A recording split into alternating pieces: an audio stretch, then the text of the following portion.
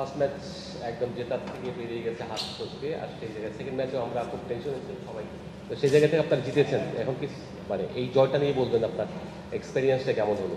Bowling changing থেকে শুরু করে যখন হাসান মাহমুদ মানে ভেতর পেটানি খাচ্ছিলেন তখন কী অবস্থা ছিল? ওভারঅল সত্যি কথা বলতে যে আমরা খুব ভালো ক্রিকেট খেলেছি এবং আরও কিছু জায়গায় যদি আমরা ভালো করতাম তাহলে আরও বেটারমেন্ট হতো। বিশেষ করে আমরা 50 ওভার ব্যাটিং করতে পারিনি, এটা একটা আমাদের অবশ্যই 50 ওভার ব্যাটিং করা উচিত ছিল। এবং সত্যি কথা বলতে যে আমাদের স্টার্টিংটা ভালো হয়েছে, বিশেষ করে ইমন যেভাবে ব্যাটিং করেছে ওর পার্টনারশিপটা খুবই ইম্পর্টেন্ট ছিল শান্তর জন্য। শান্ত আরও যেভাবে খেলেছে এবং তাহিদ হৃদয় যেভাবে উইকেট পড়ার পরে এক সাইড আগলে রেখেছে, এটাও একটা ভালো পজিটিভ ছিল। বাট আমাদের পার্টনারশিপটা বড় করতে পারিনি, এটা একটা আমরা কনসার্ন। এবং আমাদের মিডল ওভারে উইকেট পড়ে গেছে, এখানেও আমরা যদি একটু ভালো করতাম তাহলে হয়তো সিনারিওটা অন্যরকম হতো। জন্য আপনার ডেবু হয়েছে 28 বছর বয়সে বাংলাদেশের প্রেক্ষাপটে, হুইচ ইজ ভেরি রেয়ার, এবং 28 বছর বয়সে ডেবুর পর সেকেন্ডেতে আপনি 5 পেয়েছেন। তো এটা একটা মিথ ভাঙার প্রসেস কিনা যে আসলে বয়স আর কোনো ম্যাটার করবে না, এইজ ইজ জাস্ট নাম্বার?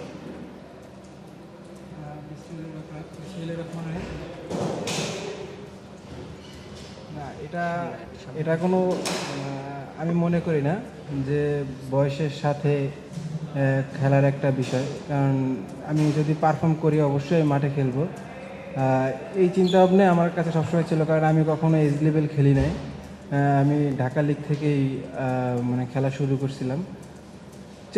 চেষ্টা করছি যে না, ওইভাবেও সম্ভব, মনে করেন ক্রিকেটের সামনে আগানো, নিজের লক্ষ্যে পৌঁছানোর জন্য চেষ্টা করছি। ইনশাল্লাহ আল্লাহ অনেক দিন পর মুখ তুলে তাকাইছে যে international man of the match হয়েছি, আলহামদুলিল্লাহ। আপনি প্রথম 2টা ওভার আপনার ঠিক ভালো যায়নি, 22 রান দিয়েছিলেন প্রথম 2 ওভারে। এরপর আপনি খুব দারুণভাবে কামব্যাক করেছেন লাস্ট 8 ওভারে, মানে সব মিলে আপনি 39 রান দিয়েছেন, উইকেট পেয়েছেন 5টা। মানে পরের ওভারগুলোতে আপনার মাইন্ডসেটটা কী ছিল আসলে কামব্যাকের? প্রথম আমরা যখন যে রানটা আমরা করছি, ক্যাপ্টেন এবং আরও ম্যানেজমেন্ট যারা ছিল সবাই বলছে এই রানটা আমরা ডিফেন্ড করতে পারবো। কারণ আমরা যদি এরকমভাবে উইকেট আমাদের পড়ে যেতে পারে এত কম রানে, ইনশাল্লাহ আমাদের সবার ভিতরে ওই বিশ্বাসটা ক্যাপ্টেন এবং ম্যানেজমেন্ট সবাই দিছে যে আমরাও পারবো। এবং প্রথম 2 ওভারে যে আমি যখন 22 রান খাইছি, ক্যাপ্টেন আমার পাশে এসে বলল যে তানভীর, বলাররাই মার খায়, তুই পারবি, ঠিক আছে, আমি তোরে একটা বিশ্বাস দিলাম যে তুই সর্বোচ্চ দিয়ে চেষ্টা কর, তোর ডিফেন্সিভ বোলিংয়ের কোনো প্রয়োজন নাই, তোর উইকেট টেকিং বোলিং করতে হবে। আর ক্যাপ্টেনের কথা মতো ইনশাল্লাহ ট্রাই করছি, আলহামদুলিল্লাহ ভালো কিছু হয়েছে। You instead of Linden Das, you brought Shamim Hussain for this match, and he obviously bowled a very tight spell of off spin. Can you tell us what prompted that change? I think Shamim bowled really well in the middle. I think they taking a crucial wicket like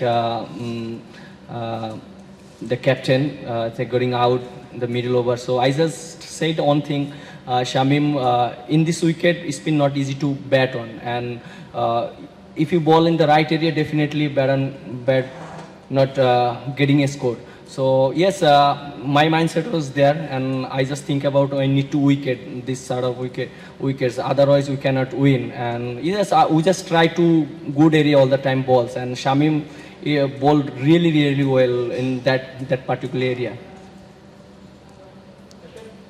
প্রথম match যখন হারলেন স্বাভাবিকভাবে একটা pressure create হয়েছিল, but দ্বিতীয় ম্যাচে নামার আগে আসলে ড্রেসিং রুমের পরিবেশটা কেমন ছিল বা মাইন্ডসেটটা কী ছিল, কী কাজ করছিল আপনাদের মাঝে, মানে ম্যাচটা আত্মবিশ্বাসটা কতটা ছিল?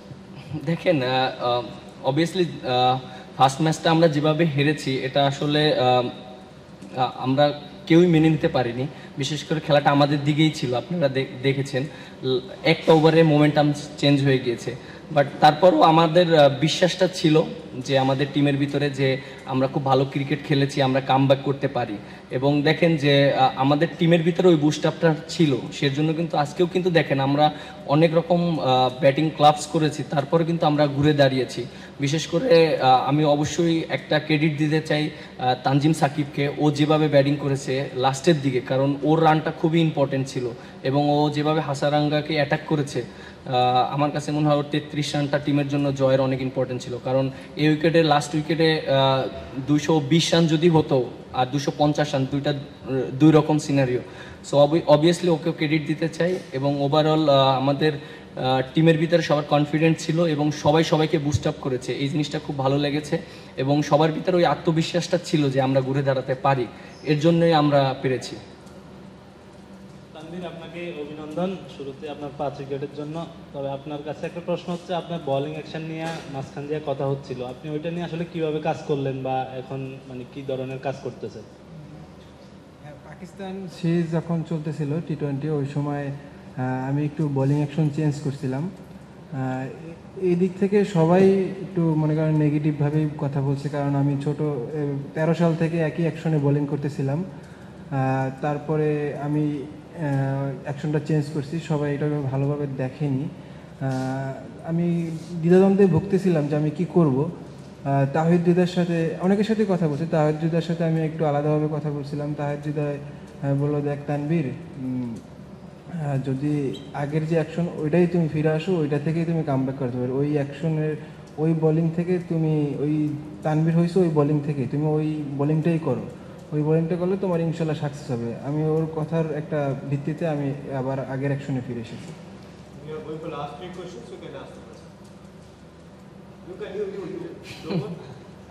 মিরাজের কাছে প্রশ্ন, ম্যাচের টার্নিং পয়েন্ট, যদিও তানভীর 5 উইকেট পেয়েছে, তারপরও আপনার কাছে কি মনে হয় যে ম্যাচের টার্নিং পয়েন্ট কোনটা? মানে লিয়ানাগের উইকেটটাই কিনা একটা, আর 2 নাম্বারটা হচ্ছে যে যেহেতু সিরিজ ডিসাইডারটা পারলে খেলতে হবে, পারলে গেলে তো আপনাদের জয় শ্রীলঙ্কাকেই হারিয়েছেন আপনারা, সেই ম্যাচটা, এই ম্যাচের রসদটা, আত্মবিশ্বাসটা কতটুকু ওই ম্যাচের জন্য থাকবে?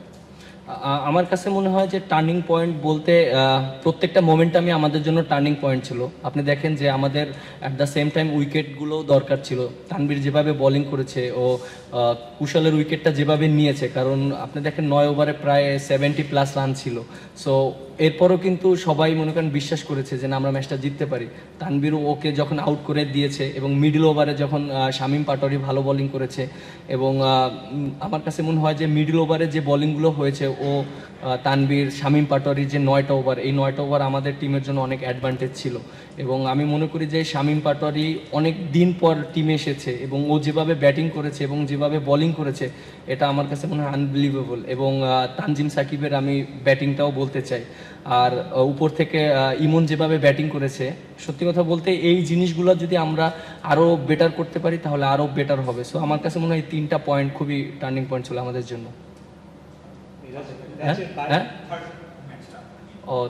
অবভিয়াসলি এক হয়েছে, অবভিয়াসলি থার্ড ম্যাচটা আমরা আরও পরিকল্পনা করতে পারবো, আমাদের সময় আছে, আমরা কোন জায়গাটায় আমাদের ল্যাকিংসগুলো আছে। আপনারা দেখেন যে আমরা ম্যাচ জিতেছি, হ্যাঁ, বাট আমাদের কিছু কিছু জায়গায় আমাদের ইমপ্রুভ করতে হবে। দেখেন 2টা ম্যাচ খেলেছি, আমরা এখনও 50 ওভার ব্যাটিং করতে পারিনি। সো 2টা রান আউট হয়ে গিয়েছে দুই ম্যাচেই। সো রান আউট সবসময় মোমেন্টাম চেঞ্জ করে দেয়। আজকেও দেখেন 40 ওভারের পর থেকে কিন্তু আমাদের 4-5টা উইকেট পড়ে গেছে। সো এই জায়গাগুলো আমাদের ইমপ্রুভ করতে হবে। সো আশা করি আমাদের সবাই এই জায়গাগুলো পজিটিভলি নিচ্ছে এবং ইমপ্রুভ করার চেষ্টা করবে। মিরাজ, ম্যাচের বাইরের একটা প্রশ্ন, আপনি এখানে আসার পথে দেখলাম নাফিস ভাই আপনাকে একটা ফোন কল দিয়ে রাখছে, আপনি কথা বলতেছেন, এটা কি প্রথম উপদেষ্টা ছিল নাকি বিসিবি প্রেসিডেন্ট? মানে আপনি হাসতে হাসতে কথা বলতে বলতে আসছেন। না না, প্রেসিডেন্ট আমাদের বুলুল ভাই কংগ্রাচুলেশন জানিয়েছেন টিমকে। তানভীর, আপনার কাছে প্রশ্ন যে মানে আপনার স্পিনার হিসেবে আপনার নিজের বোলিংয়ের মানে স্ট্রেংথ কোনটা বলে আপনি মনে করেন? আর একটা হচ্ছে যে আপনার কোনো রোল মডেল আছে কিনা যাকে আপনি ছোটবেলা থেকে ফলো করেন? না, সেরকম কেউ নেই, কিন্তু আমার বোলিং স্ট্রেংথ আমি মনে করি ভালো একটা জায়গায় গুড লাইন লেন্থ চিন্তা করি, এই চিন্তা করে বল করি, আর চিন্তা করে সবসময় টার্ন করাবো, কারণ স্পিনার মানে তো একটা টার্ন, এই